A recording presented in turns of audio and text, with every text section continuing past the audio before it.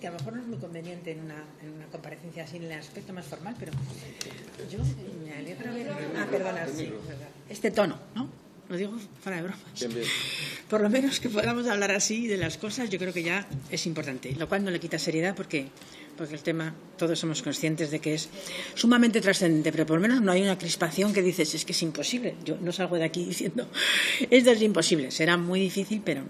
Bueno, me permito decir esto. Voy a intentar hacer en orden y si veo si me voy quedando sin tiempo, pues salto, ¿no?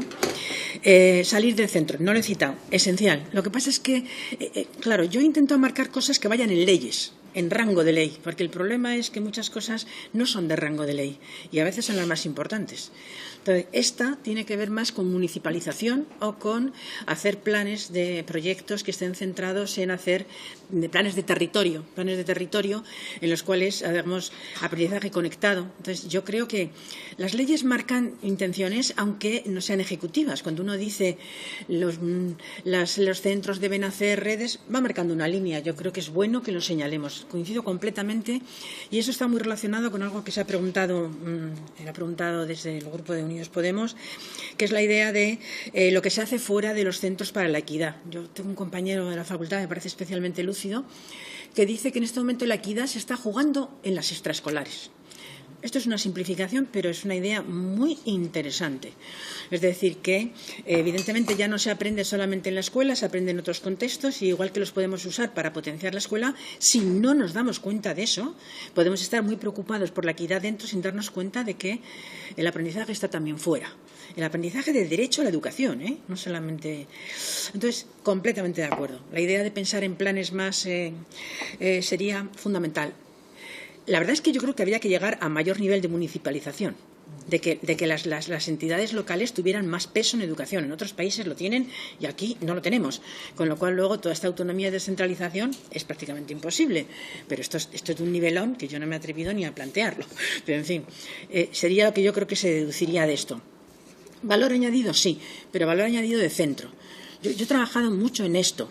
Y creo que es fundamental decirle a los centros, cuando te dicen esto tan espantoso que a veces decimos los docentes, ¿no? De yo con esta materia prima, ¿qué voy a hacer? Y lo digo así porque son las palabras que se utilizan y más vale que lo sepamos. Cuando alguien te dice eso, tienes que poder decirle, por lo menos lo que hace el que está pared contigo. Es decir, que claro que vamos a tener en cuenta el origen de tu población, pero eso no te quita que tienes que tener lo mejor.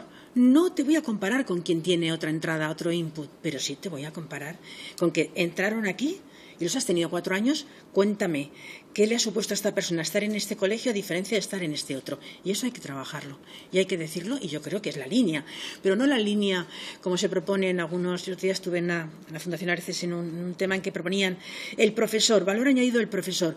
Le medimos al comienzo de curso su alumnado, le medimos al final de curso. Yo eso lo veo una locura, porque al final tendríamos que hacer pruebas a comienzo y a final de curso y además atribuiríamos al profesor solamente la responsabilidad. Yo creo que valor añadido de centros es una línea interesante.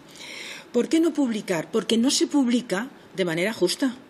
Porque hay comunidades autónomas que siguen sacando los resultados sin pasarlos por valor añadido, sin sacarlos por nivel sociocultural. Y cuando se publican así, dan una fotografía absolutamente intencionadamente sesgada.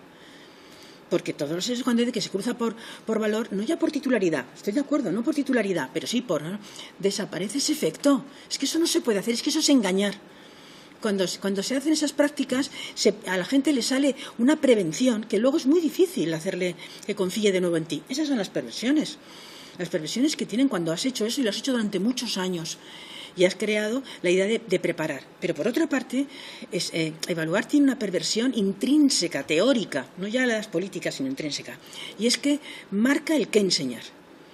Tú puedes hacer un currículum diciendo que hay que enseñar o que hay que aprender, pero en el momento en que tú sacas un sílabus de una evaluación, al final es la evaluación la que marca. Y eso no hay más que mirarlo.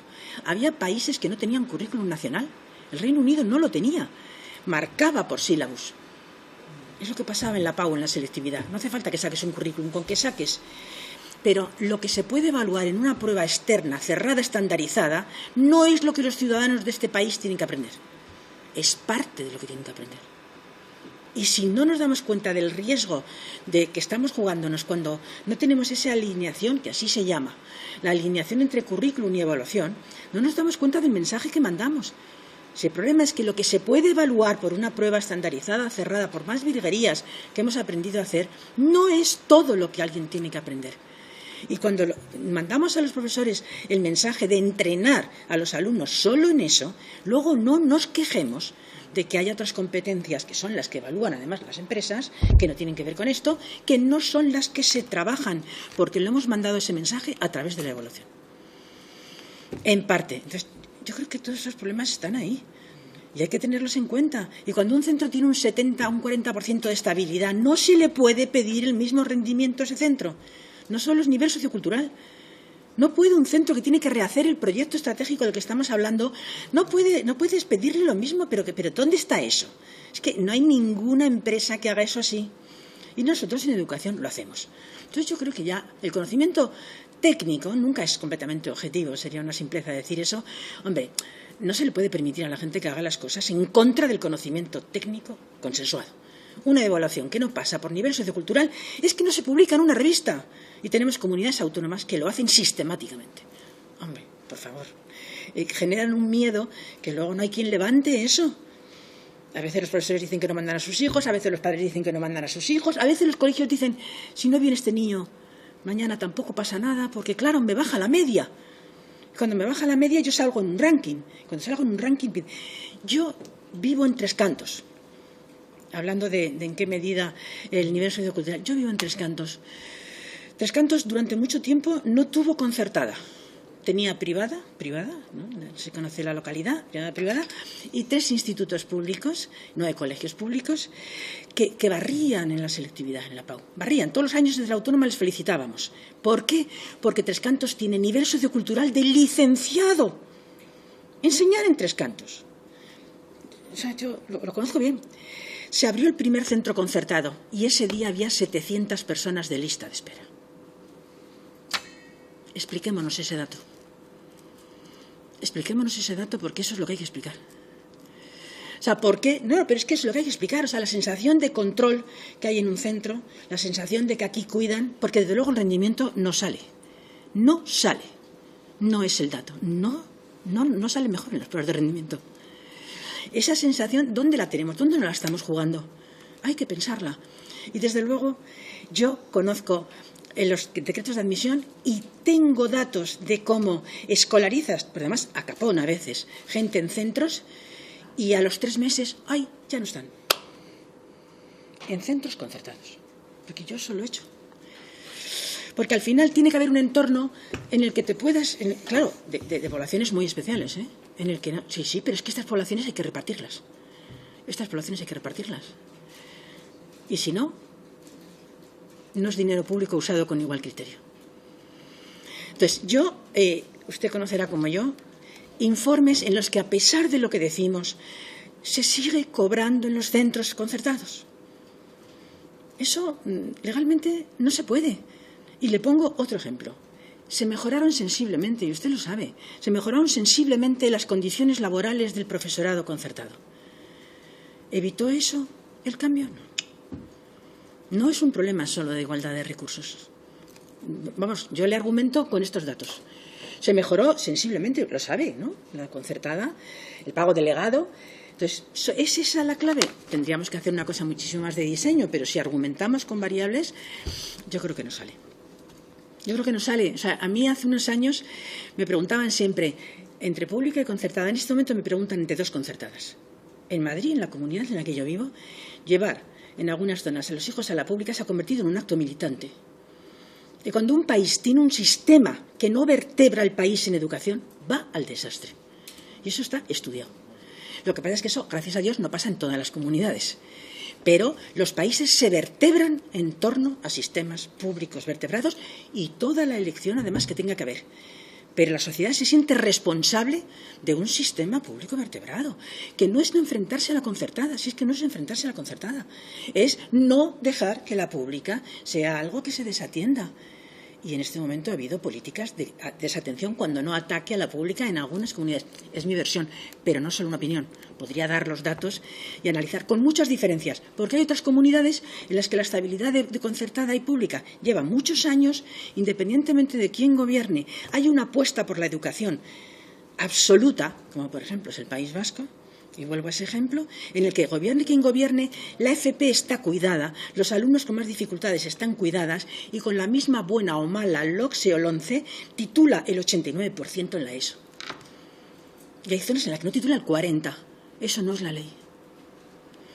Entonces, hay que mirar que esas cosas hay que mirarlas. Cuando hay una apuesta de muchos años por la educación, precisamente como usted dice, dejando de lado el que hay cosas que no se discuten, se sea del gobierno que se sea. Hay cosas en educación que no se discuten, entre otras la financiación y la atención a la diversidad. Pero la financiación, coincido completamente. Bueno, si no tienes una ley de financiación con una ley orgánica, puedes darte por muerto. Si tienes una ley de financiación, puedes darte también un poquito por muerto, porque luego la ley de presupuestos cambia la ley de financiación. Pero, en fin, algo ayuda. Pero, desde luego, el decir simplemente dinero, es cierto, no vale. No vale, porque si no decimos en qué se va a gastar, yo creo que es mejor que no le digamos a la gente que puede escolarizar a sus hijos con recursos y que no los tiene. Yo no lo hago. Yo estoy a favor de que los alumnos con necesidades especiales estén en los centros ordinarios, pero si un centro ordinario no va a atender a esa persona y la va a tener como un mueble, no se le puede decir eso a una familia. Ahora bien, deberíamos hacer como en el Reino Unido, que si no están los recursos me voy a un juzgado. Porque cuando he dicho que mi hijo necesita esto, que es lo que nosotros no metimos en la ley, y es que si se dice que necesita un logopeda y no hay un logopeda, yo acabo en la justicia. Y como eso no lo tenemos, pero si lo tenemos, si lo tuviéramos, que es una ideita que podían pensar. Es decir, que si lo tuviéramos, entonces, claro, si yo lo tengo y yo lo pido, y se sabe que lo necesito, porque si vamos a decir que todos caben, pero no tenemos recursos, es que eso es bueno, yo diría que es una estafa a la sociedad. Y es lo que ha pasado. Y es lo que ha pasado con leyes, por ejemplo, con la que yo he contribuido. Una apuesta absoluta que luego, si no hay recursos, cuando tienes que atender a 30 alumnos y alumnas de secundaria, con ritmos muy distintos y con los medios que tienes, si estás a 21, cerrando a 21 en secundaria y no tienes PT, no se puede. No es que no quieras, que hay gente que no quiere, es que no se puede. Pero eso no lo consentiríamos en un hospital. No diríamos, no tengo anestesia.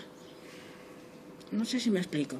Yo preferiría que no saliera y que se vea claramente que no podemos, y a ver si aguantamos el tirón de decir que no podemos. Pero estas mezclas de sí, todo para todos, sin recursos, son la frustración que lleva a que el profesorado a los 60 años está desde los 50 deseando jubilarse.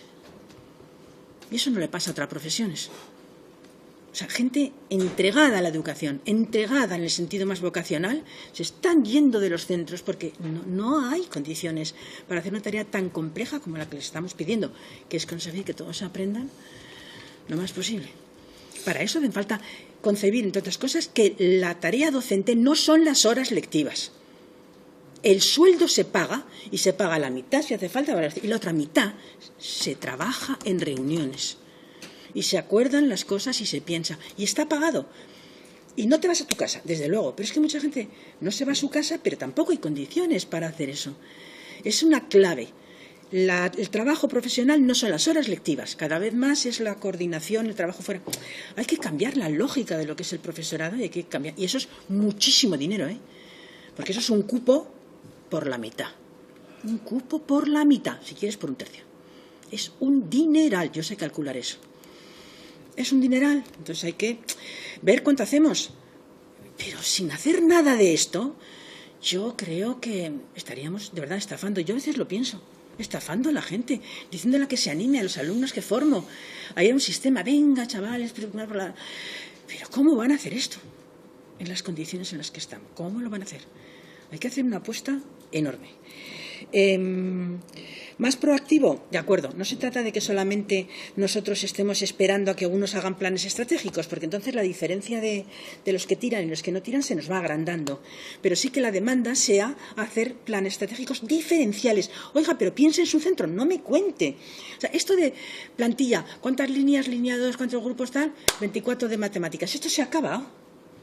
Porque claro, dependiendo de si yo lo hago con 2 profesores en aulas, si trabajo por ámbitos, si trabajo por tal, no necesito 24, necesito 16. Pero en cambio necesito 2 PTs, esto hay que hacerlo, vamos, digo yo. Entonces, esto es lo que hay que mover en todos los centros, no solamente efectivamente, porque agrandaríamos la diferencia entre los dos. El mapa de alfabetización, creo que ya lo he contestado, lo habrán leído, ¿no? Ese mapa tan impresionante en el que coloca sobre los últimos datos de PISA los datos de alfabetización en España, y son clavados. Claro, pero es que hace mucho que se dijo, que dijimos, pero sobre todo que se dijo, que la educación no es solo la escolarización. Aquí hablamos de educación y hablamos de escolarización. Pero la educación no es solo escolarización. Y la compensación de desigualdades no se va a hacer solo por escolarización. Ahora, ya esto sí que... Es que es así. Es que la compensación de desigualdades tiene mucho que ver con la política de conciliación, tiene mucho que ver con las bajas maternales, tiene mucho que ver con decisiones como, por ejemplo, ¿tiene sentido formar más biólogos que toda Europa cuando no todos los biólogos pueden trabajar? Ya, pero es que ser biólogo predice una manera de entender tu responsabilidad como padre o como madre que hace que luego el nivel sociocultural explique el rendimiento. Entonces, hay que pensarlo así de complejo. Y pensar en qué apostamos, si por la formación del desarrollo de los ciudadanos, porque eso predice, o no. No sé por dónde hay que ir, pero hay que pensarlo así de complejo. Yo lo único que pido que por lo menos lo pensemos complejo. Ya veremos entonces por dónde decidimos, pero por lo menos que lo pensemos en esa complejidad. Religión sí o no, los temas. Los temas de las leyes son regulación pública-privada, regulación desde la LODE, regulación pública-privada, gobierno de los centros y religión y comprensividad. Estos son los 4 debates, ¿no? Yo he intentado acercarme a ellos. Religión sí o no. Vamos a ver, yo personalmente tengo una opinión como ciudadana de que no se puede decir bueno o católico, usted elige. En resumen, no se puede hacer un sistema educativo en el que si yo cojo religión, no cojo valores. Ese discurso no aguanta en ningún foro internacional. La ética es obligación de todo ciudadano. Y además está la religión en su caso. Pero religión o valores, por favor, en una sociedad democrática. Pero esto, entonces, es que nos hemos matado por la religión y en realidad el punto es, un punto que casi nadie dice, que es quién paga a los profesores de religión, quién los contrata y quién los despide. Yo no conozco muchos países ni muchas empresas en las que quien contrata y despide no sea quien paga. No los conozco. No conozco muchas empresas donde quien contrata y despide no sea quien dice lo que hacen. Porque el currículum de la religión no lo hace esta sociedad. Esta es mi opinión sobre la religión. Pero no he entrado porque es un tema relativamente menor. Para mí, al lado de esto, relativamente menor. Absolutamente simbólico, pero absolutamente menor para mí. Como tiene que ver con otro. No creo que hasta que se cambien los acuerdos con la Santa Sede anteriores a la Constitución tengamos muchas vías. No soy nada optimista. Ahora, con los mismos acuerdos hemos conseguido que no pese sobre la nota, que a mí me parece que es un elemento de inequidad, que pese sobre la nota, puedes tener una beca, creo que eso es un elemento de inequidad, y hemos conseguido no que la alternativa no sea valores. Yo esos 2 puntos los discutiría.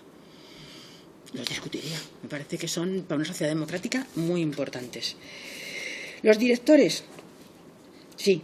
Los directores se critican, no sé, yo la crítica que ha podido escuchar, pero es que los directores que van a ser tan importantes, si hacemos caso de lo que estamos diciendo, hay que tener mucho cuidado en cómo se eligen. No pueden ser el brazo armado de la administración. Y cuando tenemos unos directores que no se presenta a la gente, que acaban designados, y en algunas de esas designaciones se está viendo hasta qué punto, vuelvo a hablar de la misma administración, son brazo armado, eso desacredita completamente. Entonces, la pieza de cómo se elige el director, la directora, es esencial. Tienes que formarla, pero tiene que haber una participación en su elección y un control de su trabajo. Esa es la lógica democrática. Entonces, cuando se critica lo de los directores, se critica por otra cosa, no porque no se le dé autonomía. Bueno, pero los que lo critican por otro lado, yo no estaría de acuerdo con ellos. Vale, pues yo no estaría de acuerdo. Y más o menos he intentado contestar, no sé si a todo, pero a algunas de las cosas. Muchas gracias, señora Martín Ortega, por su intervención, por sus contestaciones, por la documentación que vamos a disponer de su intervención y de sus contestaciones. Y si de aquí a cuando empiecen los trabajos ya de los diputados en la subcomisión cree que debemos de recibir alguna otra información que nos sirva para ordenar mejor los trabajos. Seguro que están abrumados de información. Bueno, nunca. En una cuestión como esta tan importante, sí. Yo creo que es muy importante conocer la información de los expertos, de los que llevan muchos años trabajando en ello, de personas independientes y que nos marquen un poco el camino si queremos arreglar las cosas. Si queremos seguir con la inercia, ella, claro, pues seguramente que todo sobrará. Completamente de acuerdo. Simplemente, perdón, porque no he contestado un tema esencial. No he contestado a bullying, que me parece un tema esencial, porque sé que va a venir una persona sumamente experta en ello y creo que no tiene mucho sentido dedicarle tiempo cuando ya sabe mucho más, pero es un tema esencial, obviamente. Muchísimas gracias.